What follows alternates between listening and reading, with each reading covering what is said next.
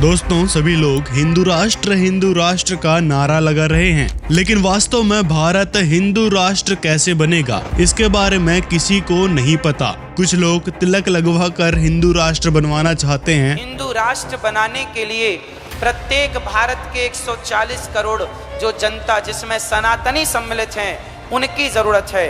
तो सवाल आपसे है, जब आप सनातनी हो तो फिर तिलक लगाने में शर्म किस बात की? माथे पर तिलक लगाओ। आप जो पैंट शर्ट पहनते हैं, वो पैंट शर्ट बताओ भारतीय पहनावा है या विदेशी? फिर हफ्ते में कम से कम एक दिन संडे के संडे धोती कुर्ता पहनकर तिलक लगाकर बाजार निकला करेंगे शॉपिंग करने के लिए। तो वहीं कुछ लोग केवल चिल्ला कर हिंदू राष्ट्र घोषित करवाने की कोशिश कर रहे हैं। बहुत जल्द समय आने वाला है कि भारत हिंदू राष्ट्र होने वाला है। वैसे तो और भी कई सारे गुरु हैं जो हिंदू राष्ट्र का नारा लगाते फिरते हैं। हिंदू राष्ट्र का आधार मिला है, हिंदू राष्ट्र बनेगा। हिंदू राष्ट्र बनते ही इस देश को हिंदू देश बना देगा। माला के साथ साथ भाला की भी हिंदुओं को जरूरत है।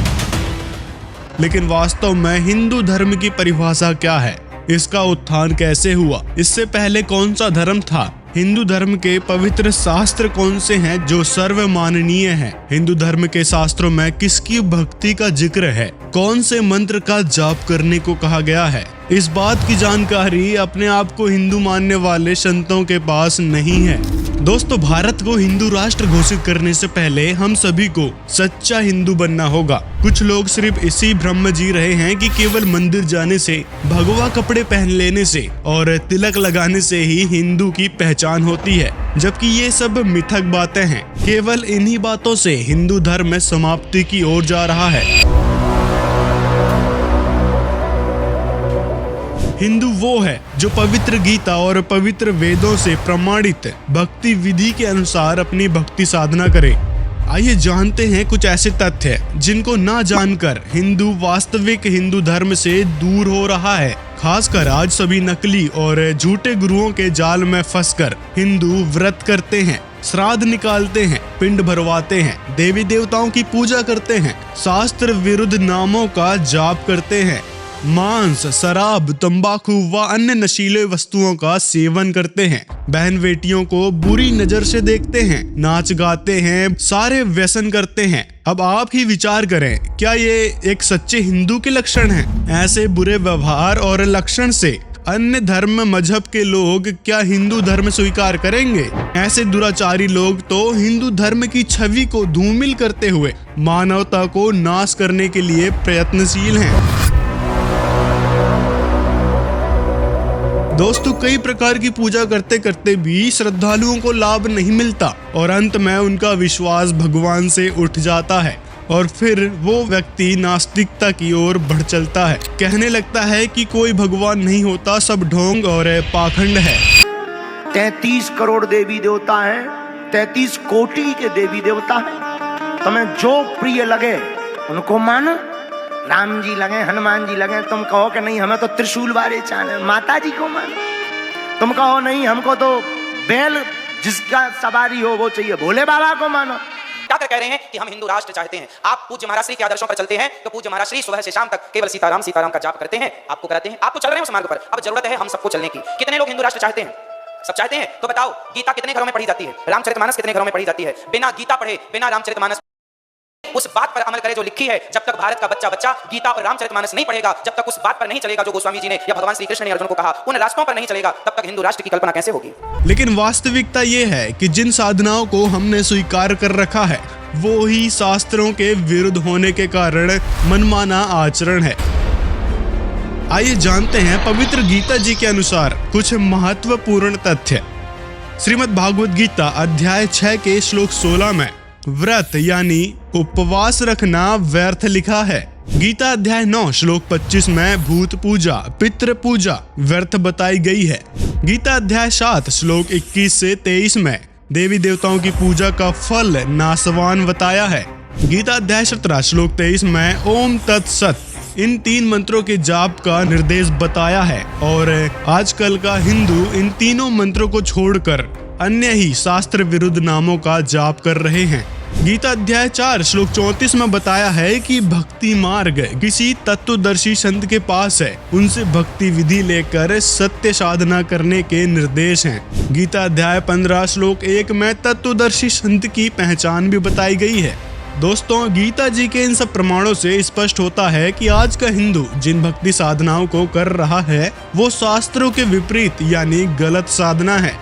परमात्मा पाने की सही भक्ति विधि न होने के कारण परमात्मा से लाभ नहीं मिल रहे हैं। ध्यान देने की बात यह है कि जो ज्ञान स्वयं परमात्मा ने बताया वह ज्ञान पूर्ण सत्य होता है। इसीलिए ये दोनों शास्त्र मतलब पवित्र वेद और श्रीमद् भागवत गीता निसंदेह विश्वसनीय है। प्रत्येक मानव को इसके अंदर बताई साधना ही करनी चाहिए। वह साधना शास्त्र विधि अनुसार कही जाती है। जो साधना इन शास्त्रों में नहीं करने को कहा है और उसे जो करता है वो शास्त्र विधि त्याग कर मनमाना आचरण कहा गया है, जिसके विषय में गीता अध्याय 16 श्लोक 23 में बताया गया है। रामचरितमानस में तुलसीदास जी ने कहा है, कलयुग केवल नाम आधारा, सुमर सुमर नर उतरे पारा। यानी कलयुग में केवल नाम का जाप ही आधार है, यानी मंत्र का जाप बेहद जरूरी है और इसके जाप से ही नर पार हो सकता है, यानी मनुष्य मोक्ष को प्राप्त कर सकता है। पूज्य महाराज श्री ने एक बेड़ा उठाया है हमारे अपने देश को हिंदू राष्ट्र बनाने का। कितने लोग चाहते हैं कि हमारा देश हिंदू राष्ट्र हो? कितने लोग चाहते हैं?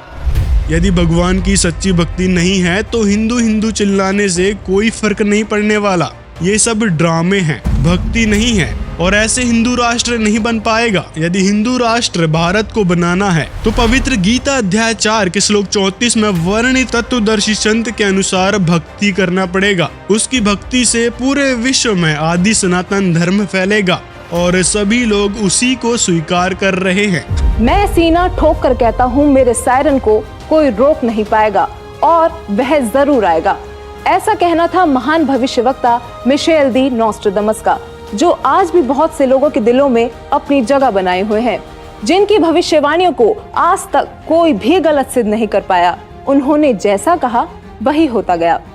नॉस्ट्राडमस ने अपनी भविष्यवाणी में होने वाले इस महान परिवर्तन की तफसील से व्याख्या की है। तो आइए देखते हैं क्या कुछ बताया उन्होंने अपनी भविष्यवाणी में।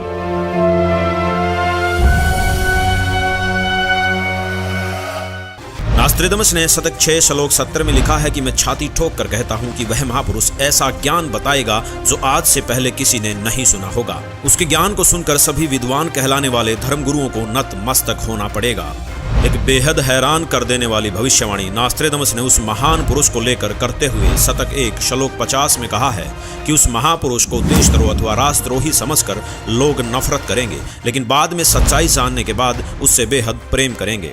उसके द्वारा स्थापित आदर्श और विचारों का बोलबाला हर जगह हो जाएगा। नॉस्ट्राडमस ने शतक 20 श्लोक 25 में कहा है कि वह न तो क्रिश्चियन ईसाई होगा न मुसलमान होगा, वह केवल हिंदू ही होगा।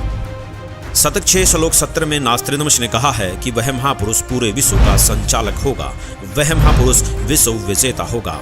शतक 2 श्लोक 79 में बताया है कि वह महापुरुष अपनी सत्य साधना बताएगा तथा इस क्रूर भूमि अथवा काल लोक से मुक्त करवाएगा। शतक 1 श्लोक 50 में कहा है कि वह महान पुरुष अपने ज्ञान के बल से सब राष्ट्रों को नतमस्तक कर देगा। मैं नॉस्ट्राडमस आपको स्पष्ट कर दूं कि उस महान संत की उपेक्षा न करें। उस महान संत को आराध्य देव मानकर उसकी पूजा करना आपके लिए बहुत हितकारी होगा, क्योंकि वह आदि पुरुष परमेश्वर का अंश दुनिया का तारणहार होगा। दोस्तों, अब हम आप सभी दर्शकों से अनुरोध करते हैं कि दिल थाम कर बैठिए और तैयार हो जाइए उस महापुरुष को देखने के लिए, क्योंकि अब हम पेश करने जा रहे हैं उस महापुरुष की तस्वीर। दोस्तों, वो संत कोई और नहीं बल्कि पूरी दुनिया में सब संत महंत गुरु आचार्यों शंकराचार्यों से हटकर सर्व धर्म ग्रंथों के आधार पर सद्भक्ति प्रदान करने वाले अद्वितीय महापुरुष जगत गुरु तत्वदर्शी संत रामपाल जी महाराज हैं। जी हाँ, यही है वो महापुरुष जिनके विषय में देश और विदेशों के महान भविष्यवक्ताओं ने भविष्यवाणियां की हैं। एक आश्चर्यचकित भविष्यवाणी करते हुए फ्रांस के नॉस्ट्रेडमस जी कहते हैं कि प्रथम तो लोग उस महापुरुष को देशद्रोही अथवा राष्ट्रद्रोही समझकर नफरत करेंगे, लेकिन बाद में सच्चाई जानकर बेहद प्रेम करेंगे।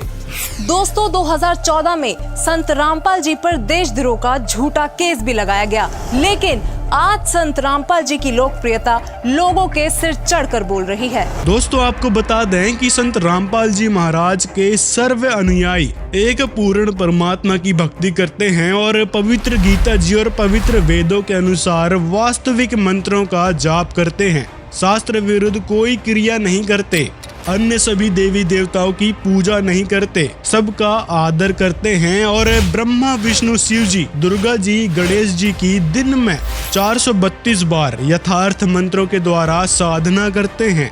साथ में किसी भी प्रकार के नशीले वस्तुओं का प्रयोग नहीं करते और न ला कर देते। किसी की भी बहन बेटी को बुरी नजर से नहीं देखते। अपने माता पिता का सम्मान करते हैं और परिवार के साथ प्यार से रहते हैं। सतभक्ति करने से उनके परिवार में परमात्मा अनहोनी करते रहता है।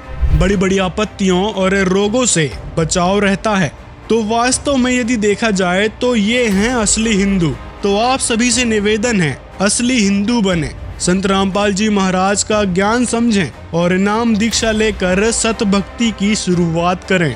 अगर वीडियो पसंद आए हो तो लाइक जरूर करें और कमेंट में अपनी राय जरूर बताएं और वीडियो को ज्यादा से ज्यादा लोगों तक शेयर करें ताकि भारतीय लोग वास्तविक के हिंदू बन सकें। सत साहिब।